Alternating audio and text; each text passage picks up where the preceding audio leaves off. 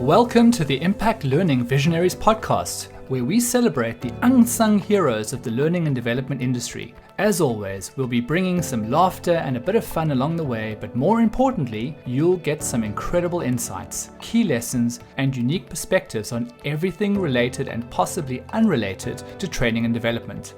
Let's get this show on the road. Hello everybody, and welcome to Impact Learning Visionaries, where we talk about all things related to learning and development. And today we're very excited to have Kate Davis with us. Kate has over 25 years of experience partnering with senior leadership teams and individuals to help them better understand how to create more productive and learning-oriented environments where their staff can grow and thrive. She's the CEO and co-founder of Meraki House. This people-focused consultancy designs and implements methodologies that help build emotionally intelligent and resilient leaders whose actions positively impact their staff and the organization's bottom line. Kate's passion is seeing her clients better understand themselves so that they can bring their best to work and life for the benefit of themselves and their team's happiness. Kate, welcome to the podcast. Thank you so much, Jason. It's an absolute privilege to be here. Right, so let's just jump right in. So I did a little bit of research on your company, on Meraki. I also now phonetically know it's called Meraki, which of course almost reminded me of The Sound of Music, Do Re Mi, Meraki. But it's an interesting philosophy, so I thought we could start there and just start telling us a little bit about maybe yourself and how you came up with the company and why, like, this philosophy that the company is named after. Absolutely, yes. I'll start at the end of that question, if I may. So Meraki is an interesting word. It is a Greek word, but it's a modern Greek word, and it essentially means being able to put part of yourself, your love, your passion, your soul into everything you do. And it's something that the word sort of rang very true from a very personal perspective. Having spent, I'm one of these people who's had a portfolio career, an ex-lawyer, event manager, change manager, and now I'm looking at what I do now. There are times where I have not been engaged at work, I've not been in the right role, and I've seen other people even when I have been happy, where I can see people who are the square peg in the round hole, or just completely not out of their depth, but just not happy in where they are. And it's having been in those situations where I've not been happy, I've been functioning and I've been turning up to work and doing the job that I needed to do, but not being properly engaged and properly happy and fulfilled by the work I do. It became really evident that as we as a culture, we as a society evolve with all of the challenges that we've had over the last 5-ish years, we really need to be able to put heart and soul back into businesses. Centuries ago, when people ran their own business and it was a family-run business, people put passion and soul into their businesses because that's, they put everything into it. And as organisations have got bigger, we've lost that connection. But it's definitely the shift in the last 3 years, particularly, has come around to this, always this need, this yearning for people to feel this connection to the work that they do. And so when we were coming together as Meraki House, it seemed like the most logical word to sort of have as our linchpin. And the idea of it being a house where people could come together under one roof to be able to solve business problems that were people shaped, being able to look at problems much more holistically, much more looking at the root cause of things. We're very anti sticking plasters. So often, so much time and money and energy is wasted by, we've got a problem, let's just fix it, rather than looking at the underlying cause of it, which is usually people shaped. So actually looking at the root cause of things and then being able to bring people together to allow people to do more of what makes them happy, to be able to flourish at work. So that's kind of where Meraki and Meraki House came from. There's a lot there that actually resonates with me.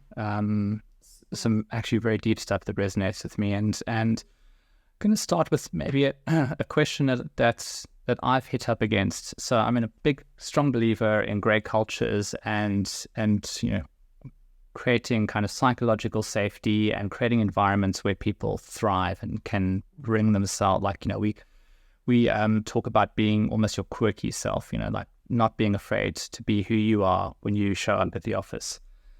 Yeah. But one of the things that I've always experienced in the past, and you might have come across this, seeing it's the type of stuff you do almost on a daily basis, is the kind of there's like almost two diametrically opposed worlds. There's the kind of world that is all about the people, all about cultures, all about nurturing, and then there's the other side, which is normally where the investors and the executives live. It's all about the bottom line. It's all about the profits. It's all about kind of there's like while we're doing really well, this kind of fluffy stuff is nice, but now we're in the times are hard. The fluffy stuff is now like secondary and must go away, and we must actually focus on kind of the business. How have you discovered or come across that type of behavior? I saw you nodding. Clearly you have. Oh, and how do you guys deal with it? It's a daily battle. Although I will say it's getting easier. This concept of the fluffy stuff, the idea that this is a lot of what I do is soft skills. That phrase makes me shudder, because it's not soft and fluffy. It's actually at the core of who we are as human beings. But I think one of the things that I'm really passionate about is actually being able to speak to that more analytical, that much more sort of commercial argument. Because being able to look after your people, being able to develop your people is, in our opinion, the only sustainable way that you're actually going to grow a business.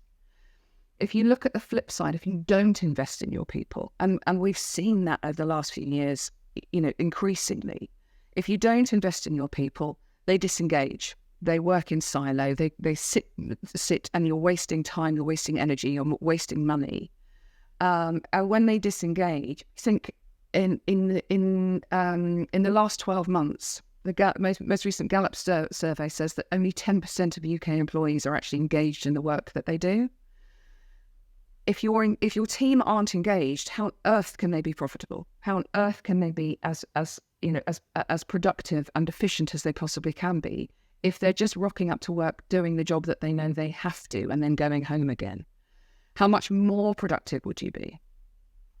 But also then, if your team are not engaged, if they're starting to become unproductive, they start to become frustrated, because we are human beings, we're not machines.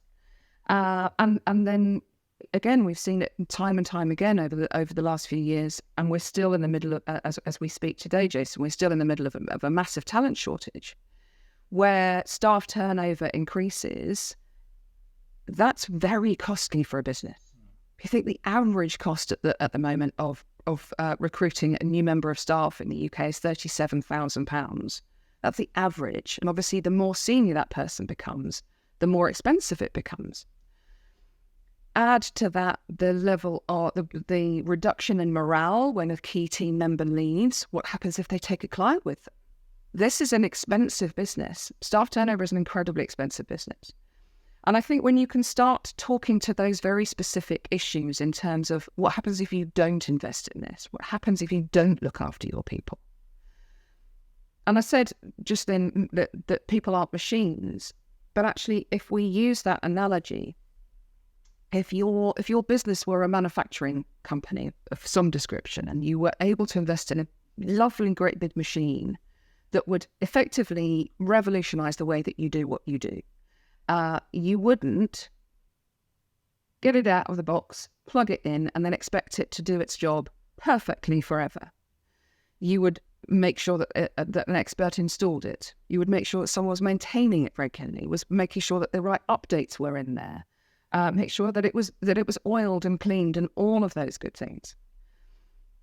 In any organization, your people are the biggest machine you have.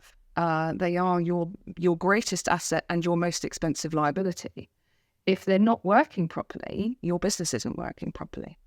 And we also know that the number of organizations that are investing heavily now in their people and their people's development, those are the ones that are beginning to grow. Those are the ones who are getting the better talent, who are retaining talent, but also that talent is bringing their friends in. Why wouldn't you? Oh, I love my job. Oh, I'm not so happy. Can I come work with you?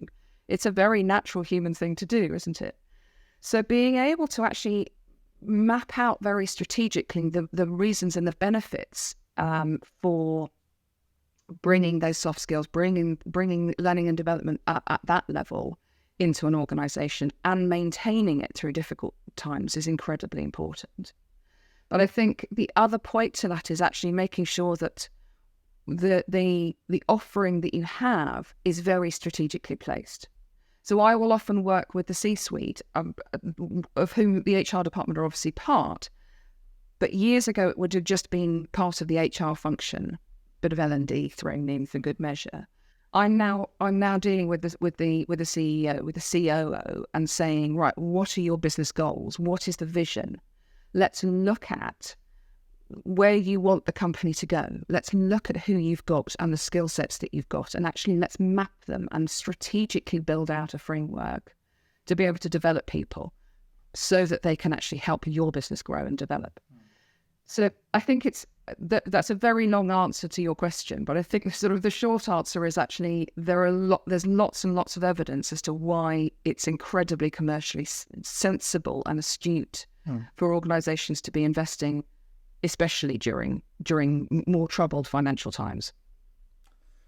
I think it's a great answer, and I think that you've actually just set the roadmap for this whole episode. So I'm going to go back to about a quarter of the way through to about a third of the way through, halfway, and I'm going to just kind of use what you said as a bit of a kind of a framework to ask a few more questions. So the first one, something that stood out right at the beginning is we often refer to the Gallup survey from, I think it was 2021, which was the kind of one that Gartner also popularized. And back then it said, kind of 7 out of 10 people in the workplace globally are disengaged from work. Now, the one you quoted obviously was more recent, and it implies then that's, if anything, that's gone from kind of 3 out of 10 people being engaged to 1 out of 10 people being engaged. So we've seen again like a significant drop in engagement.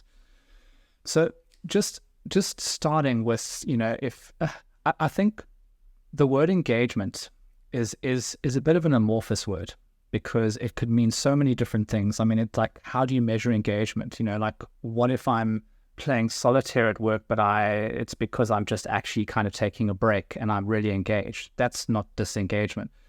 It's a very kind of difficult thing to measure. And if you're sitting in front of a C-suite and you're talking about this engagement, how do you describe it in a way that they can actually understand and it becomes tangible and real to them? Like, what does it look like in an organization where people are disengaged? It's a really good question and a very good point. I'm going to sort of divert very, very quickly. Many years ago, because this term employee engagement has been around for decades, and was often, again, that tick box. Well, we better keep the people quiet. Let's do some employee engagement. And when I was working in the event industry, that was often my role, was actually to run these sort of sessions. And you could see people coming into some room somewhere or other, or a hotel room, and they'd come in like this. Just, what are you going to throw at me today? Not really interested. Other biscuits. That's not employee engagement. And as you say, measuring how people are showing up to work by actually whether they're taking a break or not isn't a sensible way of doing it. And I think it's back to looking at how commercially viable all of this is. As with anything else in business, you need to be measuring and assessing. You need to be actually asking the questions, but you need to be asking the right questions. It's a question of being able to understand what do employees want and need from the organisation. What do they feel that they are able to contribute? Where do they feel there is a gap? And one of the things that we will often find, we will run pulse surveys and quite in-depth surveys, but more often than not, it's actually by speaking to people and saying, how do you feel that you are able to communicate? How do you feel? You mentioned psychological safety. One of my absolute passion projects is to be able to develop psychological safety in the workplace. Actually being able to understand what's going on for people, and therefore being able to measure how engaged they are. So do they have the equipment that they need to be able to do the job? Whether that's, a laptop that works, which is still an issue. I was speaking to a client yesterday, in fact, and we were on Zoom, and I said, I can't see you. She said, oh, no, my laptop's, she's a very senior member of staff. Oh, my laptop's not working. So we had to sort of talk in the dark. Being whether it's actually having the tools to be able to do that, and therefore that level of frustration being diminished and your ability to do your job, whether you feel valued and heard in the organisation, those are really important. And so being able to ask those questions and getting that really valuable insight, even that action, is part of that employee engagement. It's almost on a one-to-one level of asking, how are you? And actually listening for the answer. It's also then a question of being able to take that information and show that you were listening and that you are actually able to do something about it. So we measure across quite a few different angles in terms of how safe people feel in the workplace, how well they feel able to communicate, how well they feel able to do the work that they do, and the culture that they're working in, as well as how well equipped they are. Do they have the right tools? Do they have the right skill set? And then being able to present that back. One of the assessments we do covers across 5 different areas, and shows that on average, teams are performing at less than 60% of their potential for all of these reasons. So if your teams are performing at less than 60% of their potential, and they're less than 10% engaged, that it doesn't take a genius to work out that that's quite an important area that we need to focus on. So looking at the detail, the granular detail of what does that mean? What are the areas that we really need to focus on in order to be able to start moving, shifting the needle? Don't really like that phrase, but to be able to start seeing some progress. Constantly measuring and assessing, I think, is the only way to properly justify that L&D framework, that L&D experience for people. And also then being able to measure those key metrics of staff turnover, staff retention. How easy is it actually to get good talent in? So those sort of key metrics are really important to be able to demonstrate why this is important. And it always kind of blows me away, because I don't think I've ever met any person ever, and I'm sure there's someone out there who fits this profile, but generally nobody wakes up in the morning and thinks, I'm really going to be mediocre at work today. I'm going to go and give it my kind of medium efforts and just try and do only what I absolutely have to do. I mean, everybody wants to feel fulfilled. Everybody wants to be happy. Everybody wants to love their job and love their work. And it's just, I mean, it's almost like the kind of counter side to that is the disengaged employees themselves. I mean, obviously, like in retail, you can move, like shift behavior with your kind of wallet. In kind of employee, reality is the only way you can really kind of change behavior is by going somewhere else where you'll be happier.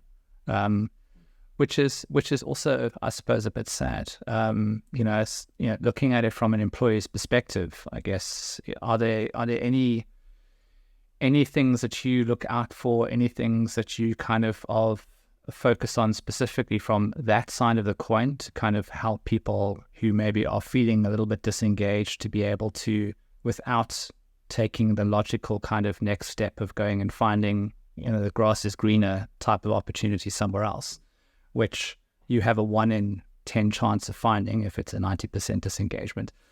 How do you kind of give people suggestions to fix, the current situation that they're in, if their employer is not aware of this? It's a really good question, because I think everything at the end of the day boils down to communication. If you're frustrated at work, the chances are you've tried to explain, you've tried to have that conversation with your boss, you've tried to have a better relationship with your co-workers, and communication is such a fundamental human need, and something that I think we all think we're quite good at communicating, but actually we rarely as good as we think we are.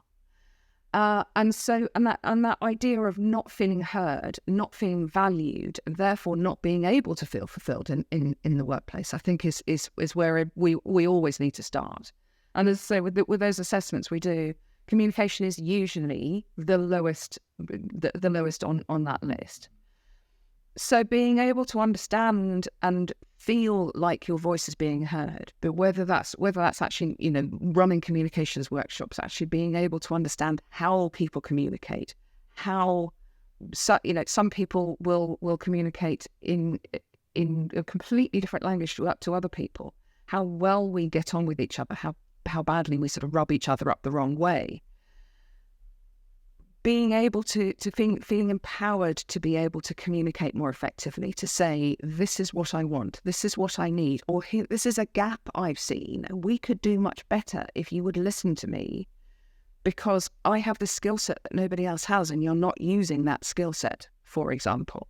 There's so many instances where everything on the surface seems incredibly lovely in an organisation, and then you start digging a little bit more, and actually there is gossip and mistrust across the whole team, and that idea of psychological safety just goes out the window if you don't trust your co-workers. Being able to dig a little bit deeper and understanding where that comes from and how people can feel safer where they are. Being able to communicate, being able to say what it is that they want. I think that's the other big shift in the last few years, is that people are really clamoring for this. It's of the top 5 reasons why people leave jobs now, 3 of them are around development or career progression, or actually feeling, that they're valued in the workplace. It's no longer, well, I just don't like my boss, or I need some extra money. It's, I don't feel valued here. They promised me career progression and I didn't get it. And that's what I'm seeing so many over and over and over again. They promised me this and they didn't deliver. So empowering people to be able to speak up for themselves will stand them in really good stead, whether that's in your organisation, or actually whether they actually feel that they need to move on if it's already too late. Or maybe they're just not the right fit. Sometimes people are not the right fit for an organisation. But an empowered workforce that feels valued is a very, very good start to that engagement. You kind of touched on something there that I think I'm also quite curious to get your piece, like your take on this. Is you indicated that the top kind of 5 reasons, and you talked a bit about the kind of career progression, and that when I came on board in this organization, I was promised the following career progression. It's an interesting one, and it this might be a bit of a kind of a contrarian view, but I've always had this kind of like almost tug of war between who actually owns your career. And my philosophy has always been that as as much as we like to believe other people care deeply about our career, the person who's going to care the most about my career is the guy who has two thumbs and this guy. So expecting an organization, any organization, to kind of really take ownership and care about my career is almost being a little bit unfair. It's obviously they've got to be able to facilitate and kind of cooperate with where I want to get to. But I would assume, I'm guessing that for a lot of people, they're coming to an organization and maybe feel like, actually, I'm going to sit back and it's your responsibility to kind of look after my career. You promised me this. I mean, how do you perceive that balance playing out? Do you see organizations, you see people owning their careers? I mean, do you have that similar conversation with people, maybe, to ask it as a more obvious question? Yeah, very much so. But interestingly, and I completely agree with you, because we are responsible for our own path in life. There's no question about that. But I think years ago, and this has happened to me, where I wanted to get to the next level, but needed a key piece of training to be able to do that. And there was one particular instance where there was actually a vacancy that everyone said you'd be great for that role, but you need to pass this, get this piece of paper. So I said, great, how do I get this training? Oh, no, we've run out of L&D budget for this year, so you'll have to wait for next year. So, and so I ended up paying for it myself, because, if I wanted to do it, I was going to go and do it. But then I had to fight to get the days off to be able to go to do the course. I don't think that would necessarily be as common, because at that point it was just, well, you either don't do it or, you suck it up, get on with it. Absolutely fair enough. But I think people now are looking for that support and guidance from an employer, rather than somebody setting their entire life out for them. And I think particularly with young people, as you get older, I think you've been able to see other friends and your friends and your colleagues, etc., moving on and around and deciding what it is that you want to do. But especially when you're younger, you don't necessarily know what that looks like. You don't know what's possible. You don't know what's possible within that organisation. And sometimes that realisation that actually your path might be different. For example, that the standard career progression of you start at this level and then you go from being a trainee to being fully fledged, to being a senior, to being then a people manager.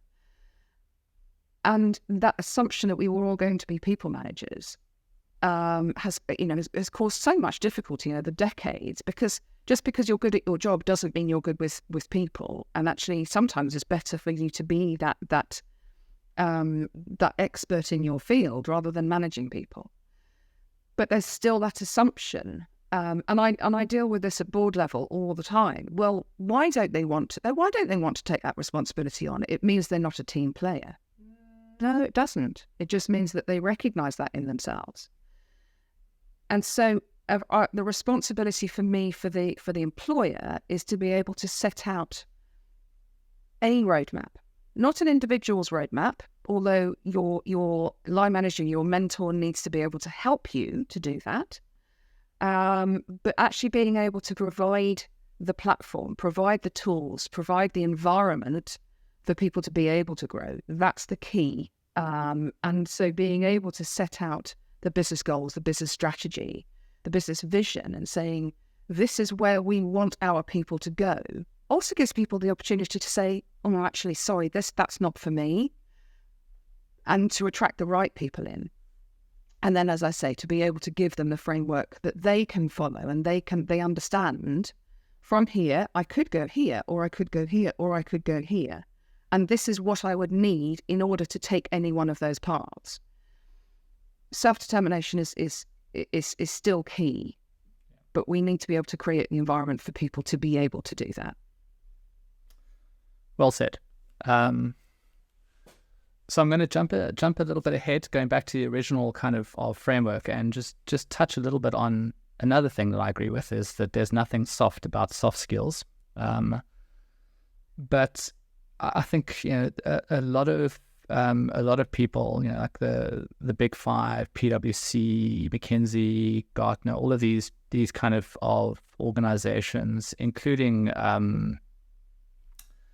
the one I always forget, which is the World Economic Forum, actually, recently, published the massive soft skills shortage in the world, and looking at the way technology is impacting business and impacting our lives, and the role that technology is starting to play in organizations is creating this, and it's a bizarre thing to say, but this heightened need for soft skills. Not like there's ever not been a heightened need for soft skills, but suddenly people are sitting up and paying attention. And as someone who is in kind of leadership training, which has probably traditionally been that point in your career where you transition from, okay, I've got my baseline knowledge. If I'm a computer engineer, I know how to program and I know all the frameworks. If I am a lawyer, I've got a sense of how the law works, how case law and all that kind of stuff works. And now I'm kind of transitioning into dealing with not just my body of work, but also with the people involved in that body of work. And therefore it's naturally been this transition where you take on kind of a soft skills journey and a journey of change.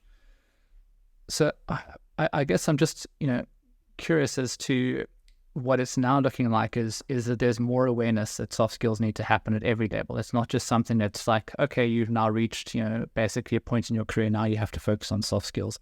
How are you finding that challenge in organizations today? I mean, what are you observing about this heightened need for soft skills training? How are companies adapting to it? Very curious to find out.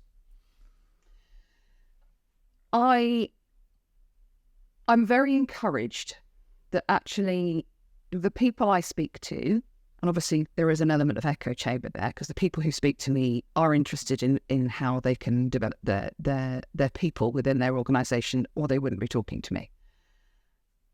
But that awareness that it isn't just training at the bottom end and soft skills at the top end.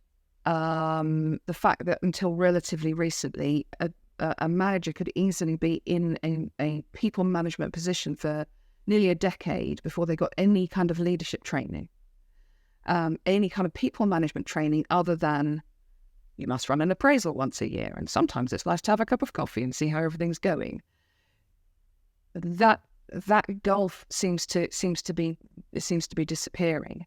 When I speak with organizations, particularly when you're able to show them the data of what's going on within their organization across their entire organization, but there is very much a need to be able to treat the whole team as the whole team rather than the them and us that probably was happening a decade ago. And so often when I'm initially approached, people always come to a business for a felt need, a specific felt need, and then you have the conversation, and then you actually uncover what the real problem is. And often the real problem is team-wide. And I'm finding it increasingly much easier to have that conversation to say, we need to deal with everybody. Because if you're dealing with everybody, you're helping the whole team to be able to develop.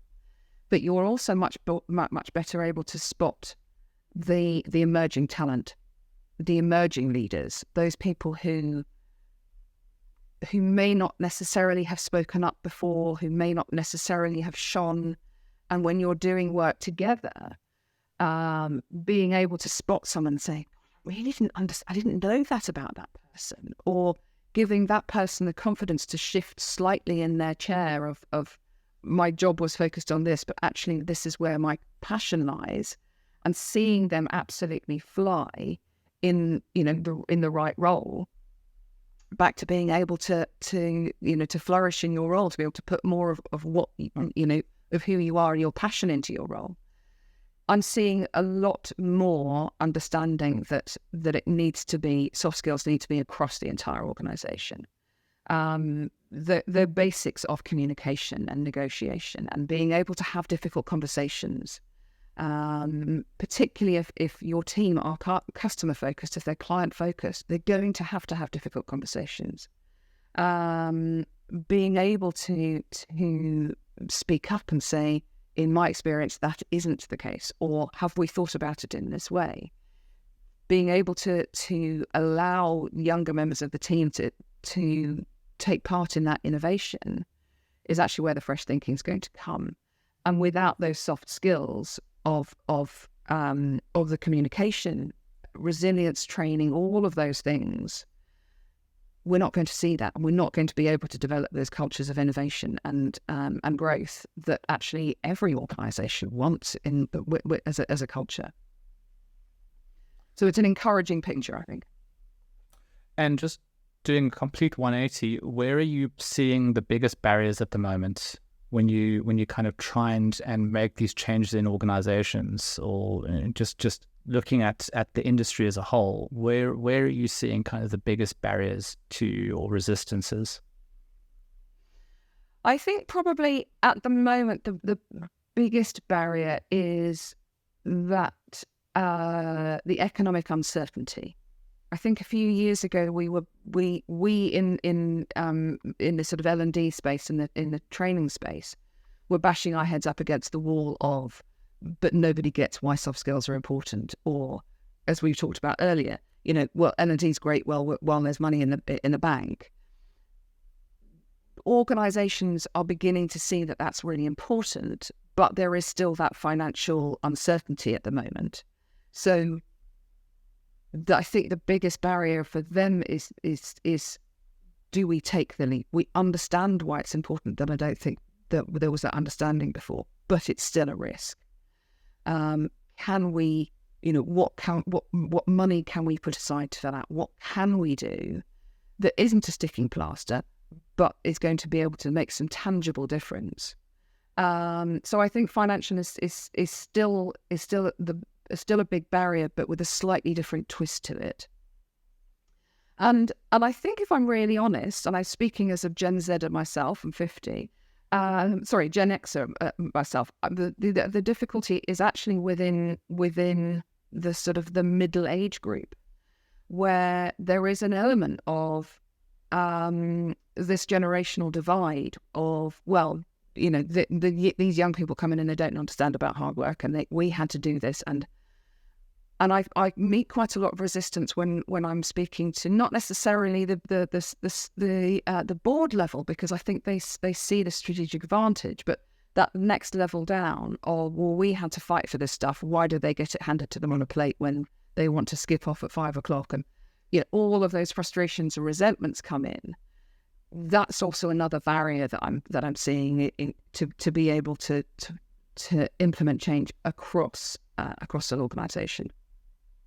Yeah, I think that's a really interesting observation, because I sometimes think we forget about the power of resentment and the effect it can have on change. Right. So just kind of closing out, there's always two questions I like to ask. Having someone who is focused on leadership training, and just thinking about audience, I guess my question to you, and it's always like a little bit of advice to leave the audience with, is, instead of looking at the L&D professional, I'm going to kind of take a look. There was a lot of interesting stuff you were talking about, kind of younger people coming into the organizations, looking at that kind of journey ahead of them and looking at that leadership kind of ultimate leadership journey. Is, what advice would you give to someone that maybe was in front of you, that you were mentoring, who didn't really have a good idea around how to navigate their career, how to kind of grow into a leadership role? So I think the most important piece of advice that I wish I had understood more, as mentioned before, my portfolio career of effectively sort of trying things and seeing if they worked, and if they didn't, and moving on. Actually understanding yourself is the key to everything. Really understanding what your drivers are, how you work at your best, where you're not going to enjoy working. As I said, I spent nearly 20 years in the event industry, where my role was very operational and logistically driven. It's the last thing I should have been doing, because my attention to detail is not there. However, I'm brilliant at it in sort of the future space. I'm brilliant at being able to create, the future for people. Really understanding yourself, you're going to be able to work within your strengths. You are therefore going to be able to be better at your job. You're also going to be more aware of where your failings are, the things that you need to work on, what it's like to be on the other side of you. And that piece is really key. When you are aware of how you come across to other people, you're able to then work on that. You're able to build more intentional influence with people. And so much of leadership, of management, of people management is in their perception of you. Do they feel that you're with them? That they want to follow you? Being a leader worth following, rather than the dictator at the top of the pile. So self-awareness is absolutely key. Really understanding your drivers, really understanding the bits that you need to work on, and working on and being able to use that to work on your confidence. Doesn't matter who you are. Confidence is usually the thing that I'm working with people the most, and that understanding that fundamental human idiosyncrasy, that we assume that our strengths are shared amongst everybody and therefore we dismiss them, but we take our weaknesses as our own. We're the only people who struggle with that one thing. And so that would be my key piece, whether you are, this is your first week in your first job, or whether you are the CEO of a FTSE 500 company, whatever that is, self-awareness is absolutely key to understanding yourself and understanding how other people perceive you. I just love how you slipped in that very profound statement of, we believe our strengths are shared with everybody, but we own our weaknesses. That's so spot on. Yeah. So really, really great advice. Love that. Sure. The last question, while my hamster is still racing on the wheel in my head, processing all of that, is we always ask our podcast guests to share a book or something that they've kind of, podcast, book, whatever it ends up being, something that's had a kind of profound impact on you recently. That's a really good question, and quite a tricky one to answer, because I love absorbing information and knowledge and understanding from people. The most recent one that I've really enjoyed actually is a book called World Class, and it's by Ben Fennell and Will Greenwood. Will Greenwood being the one of the 2003 Rugby World Cup champions.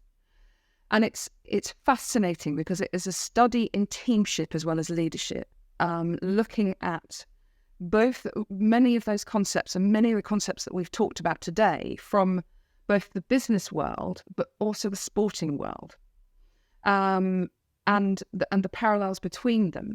And actually, as we were talking earlier about how do you convince the C-suite that this is important, if you flip it into a sporting context, if you flip it into, the England whatever team, the England women's football team who just been in the World Cup final, they need training, they need support, they need psychological, they need help with their mental fitness as well as their physical fitness. They need coaching. Yes, of course they do. And there's of course they do. Otherwise, we can't possibly be able to improve the Dave Brailsford's 1%. Improvement, constant 1% improvement. In the sporting field, it's just taken for granted. Within business, we're still catching up. And this is a really interesting book because it's the two authors come from both of those two worlds, and being able to explore teamship and leadership together. It's a really interesting read. I highly recommend it. Cool. Haven't read that yet. I'll definitely look out for it.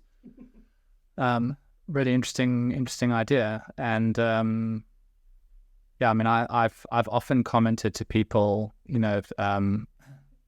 because they've said, like, why is coaching so important? And I've used that exact analogy. Like we have coaches in sporting teams because we look basically to get the absolute optimal kind of performance out of that team, and yet you don't translate that into your company. So, yeah.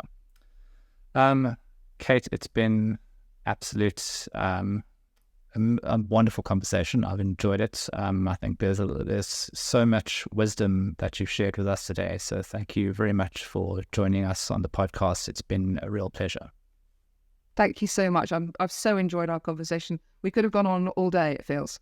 Hey, thanks so much for joining us for this episode of Impact Learning Visionaries. If you found it interesting or helpful, please subscribe by clicking on the button down below so you don't miss our next one. Also, be sure to check out our Reality Bites blog for more information on how technology is aiding in learning development. Links are all in the description below. Go check it out. Thanks a lot. Bye.